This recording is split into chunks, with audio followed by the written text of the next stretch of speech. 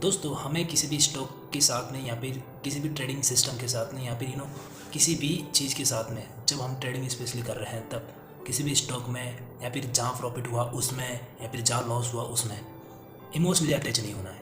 इसके बहुत सारे नुकसान हैं, इससे हमें फ़ायदा ना के बराबर होगा। लेकिन हाँ, अगर हम किसी से या फिर किसी भी स्टॉक से या फिर किसी भी स्पेसिफिक स्ट्रेटेजी से इमोशनली अटैच हो जाएंगे तो वह हमें भुगतना ही पड़ेगा, वो लॉस की फॉर्म में हमें भुगतना ही पड़ेगा। माय डियर फ्रेंड्स, मैं इसलिए मना दे रहा हूँ स्टॉक से या फिर किसी भी स्ट्रेटेजी से इमोशनली अटैच नहीं होना है, क्योंकि दोस्तों जब आपका उस स्पेसिफिक स्टॉक्स में, फॉर एग्जांपल रिलायंस में, अगर आपका लॉस होता है तो अपने अंदर एक साइकोलॉजी होती है कि हम रिलायंस से ही वापस रिकवर करेंगे अपने प्रॉफिट को, जो कि होना नहीं है। यानी कि और उसी समय जिस समय आप रिलायंस में दोबारा ट्रेड कर रहे हो रिकवरी के लिए, हो सकता है दूसरे अदर फैक्टर्स में, अदर स्टॉक्स में, अदर लेवल पर, अदर मार्केट में वहाँ पर और भी अपॉर्चुनिटी हो जिससे आप लॉस को भी रिकवर कर जाओगे और उल्टा बहुत बड़ा प्रॉफिट बना पाओगे।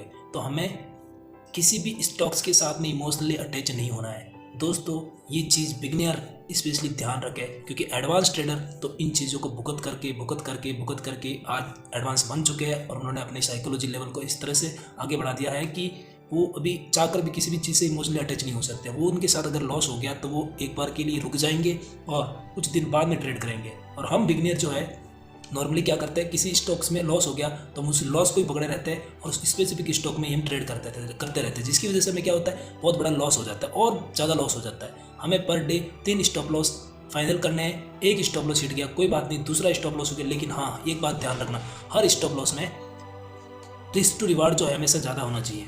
स्टॉप लॉस कम होना चाहिए और रिवार्ड हमेशा ज़्यादा होना चाहिए। मैं ऐसा क्यों कह रहा हूँ, क्योंकि जब रिवार्ड आपका ज़्यादा होगा तो एक बार में अगर लॉस हो गया तो दोबारा वो उसके रिकवर होने के और प्रॉफिटेबल होने के आपके चांस ज़्यादा बढ़ जाते हैं। इसलिए मैं आप सभी से एक और गुंजाइश करना चाहूँगा कि आप कभी भी किसी भी स्टॉक्स के साथ में इमोशनली अटैच ना हो।